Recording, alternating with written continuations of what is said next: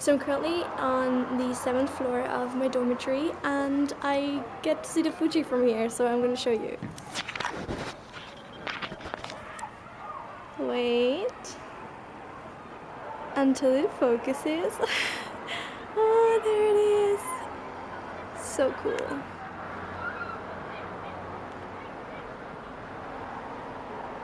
It looks like a picture, honestly. I love it. So that was just a little clip of me being super excited about finally being able to see Mount Fuji from my dormitory, which so far I haven't managed to do, so that's amazing. I'm so excited.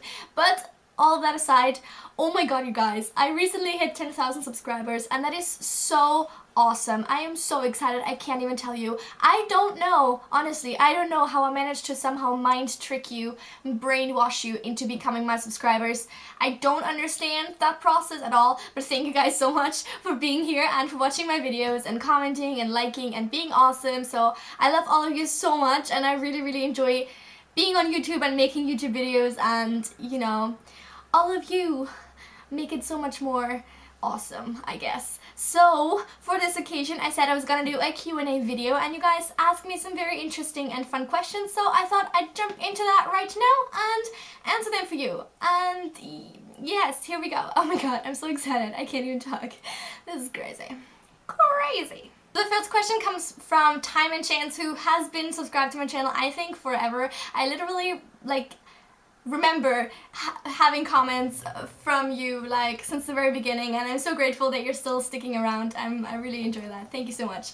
And his or her, I don't really know, question is, no, that's not the question. Outside of your Japanese studies, what do you most want to do while in Japan? Travel, like 100% travel. I have plans to travel in February, which is so exciting. I hope I can vlog some of that, if my boyfriend is okay with that. Being on camera, I don't know. But oh my god, I'm so excited about seeing more of Japan. I heard people say that Tokyo isn't really representative of Japan because it is very westernized, it's very international. It's not really traditional Japan, so I'm really excited to get to see more of like countrysides and just different places where the culture is different as well. I'm so excited about that. There's also the question, while you're in East Asia, are there places outside Japan that you want to visit? Yes, there are, but I don't think I can, honestly. I'm not here for that long. I don't have that much money as well, and I'd rather focus on getting to know Japan now, and then I definitely do want to come back to East Asia and you know, travel some more, come back to Japan at some point, and then maybe see some other places as well. Next question comes from Reading Miss Froggy, who I also really like. She's also a booktuber and also been subscribed, I think, for forever. What is your favorite food from Japan? That is so difficult because I love sushi especially. I love all food, really. I love Asian food in general, I think. My favorite food though is inari sushi, I think, which is actually sort of a sweeter dish. It's basically like inside is rice and then outside it's wrapped with what I'm not even sure. Some people have told me it's egg pancakes, or some people have told me it's just pancakes. I don't really understand, but it's really nice and really sweet and I love it so much. Guys, if you ever come to Japan, try inari sushi. It's the best thing ever. So then there's a comment by somebody called Snacky who has a lot of interesting questions. Thank you also for the lovely hashtags you put in there in your comment. I like it. One of the questions is, I heard that there are lots of train suicides in Tokyo at subway stations. Can you affirm this, and has anybody done something against it?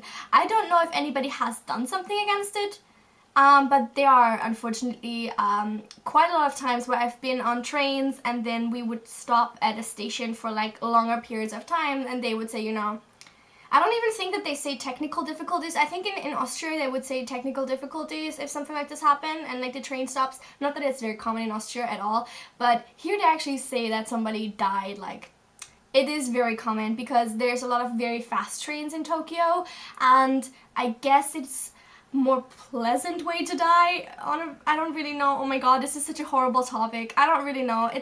It's absolutely tragic that this happens, but I really don't know what you could do about it, really. Can one actually enjoy doing things like watching TV shows and reading tons of books excessively like you do? Is this a no-life life or a life that rocks as fuck? I don't know. I would say I have like a life and then I have a life that's not a life. Like, I have both, I think. I do try to balance it out. Yeah. What music do you like?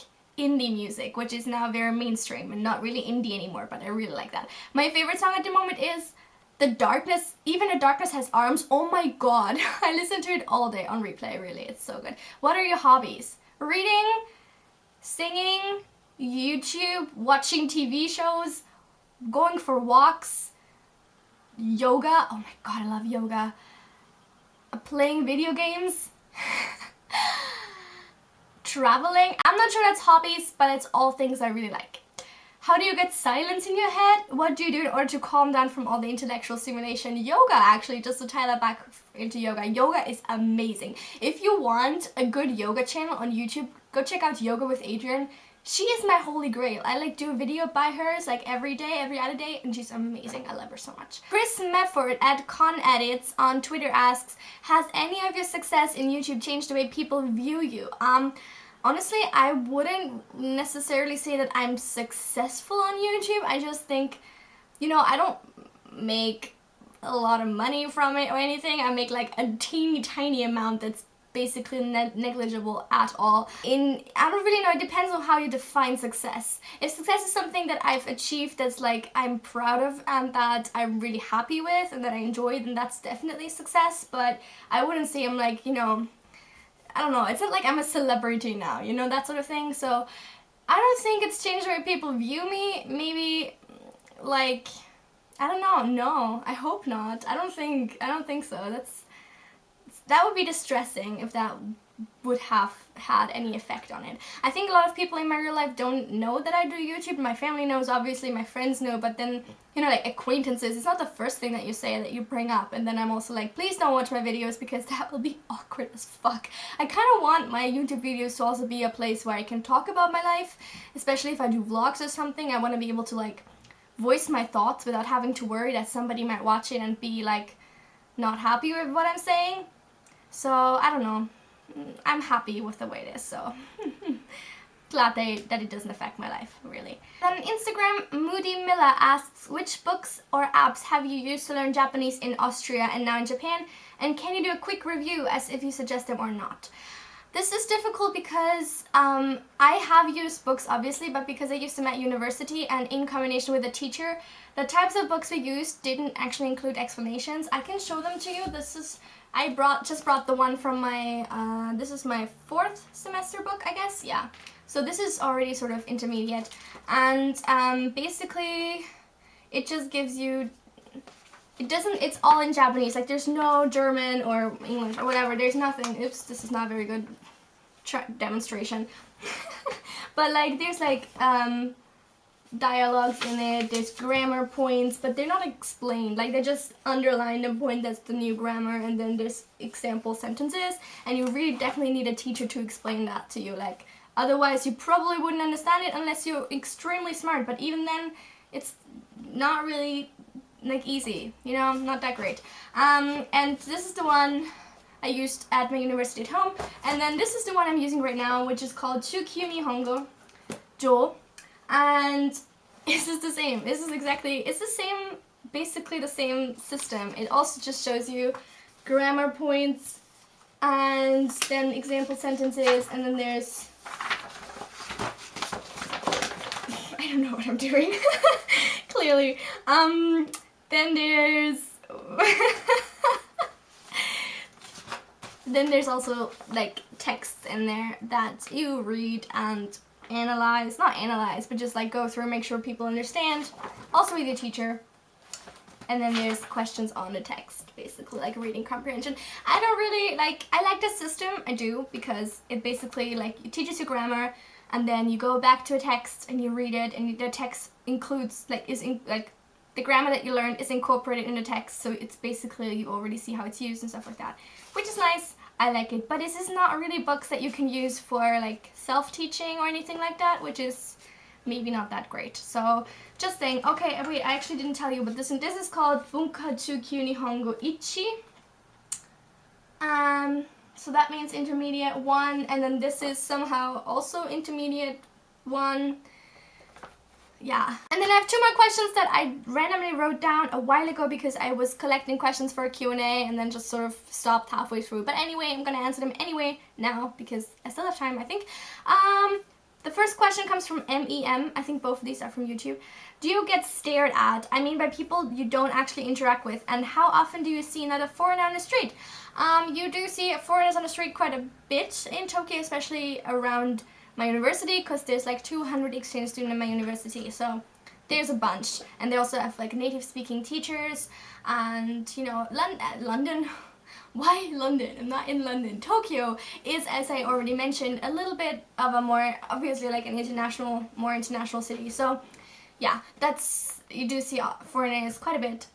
I would imagine that in the countryside, which I at this point haven't been to, they would be a lot more sukunai.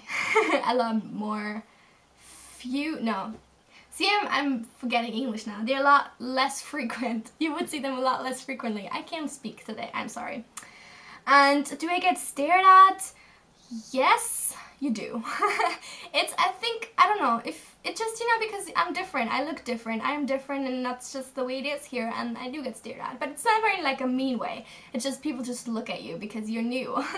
They don't really see, even though there are more foreigners in Tokyo, they don't really see them that often and interact with them that often, so yeah, people do look at you. And then Time and Chance again asks, how are your reading skills regarding practical stuff like reading restaurant menus, billboards, and street signs? This is a difficult question. So for example, restaurant menus I find very difficult because I don't really usually know what the thing is, so even if I could read it, like, wouldn't really serve me any purpose, really. I just like sometimes know what the kanji meaning is, but not really how to read the whole thing, so I might guess what the thing is, but I can't really say it. Billboards are easy because billboards commercials use a lot of katakana, and katakana words are usually taken from English or German, so I understand them, obviously, easily. Street signs are also fine. I'm getting better at kanji now, so that's awesome. I'm on N3 now, and I think since I finished a book for this semester already, I'm gonna be N2 next semester. So that's, if that means something to you, not too horrible. And then, yeah, I just try to, when I walk around, read everything I see, which it's difficult because at first I didn't do that, and I was like, oh, I probably can't read it anyways, I'm not even gonna try. And I sort of still have that mentality, but when I try now, I realize and I see that I actually can read some things and more things, and it's really, really cool. So yeah, just read everything and then be like, okay, I really don't understand that, but this I do understand, and it's nice practice actually, just walk around, be surrounded by kanji, and just be forced to practice them, basically. So yeah, I think that's it for this Q&A. I'm so sorry, I don't even know what's wrong with me today. My brain is not in the right place. Maybe it's just the excitement over 10,000 of you. That's just, I can't wrap my head around it. Anyway, thank you so much for so many of you. I love you all so much. I hope you guys enjoyed this video, and if there's any more questions you would like me to answer, leave them down below, and I can do a no Q&A at some point in the future, I think, if there's enough questions. I'm gonna see you soon. Have a lovely week, and come to Japan. Visit Japan and eat awesome food and do awesome things, because it's awesome. This is not a sponsored video by Japan, by the way. Oh my god, how awesome would it be if the government was paying me to make videos about Japan? Can that be a thing? Like, dude, I want that. Anyway, I'm gonna see you soon. Bye! I should make this my thumbnail. Hi guys, so I know it's been quite a long time since I've made a video about how to improve your language learning skills, so it's about time I get around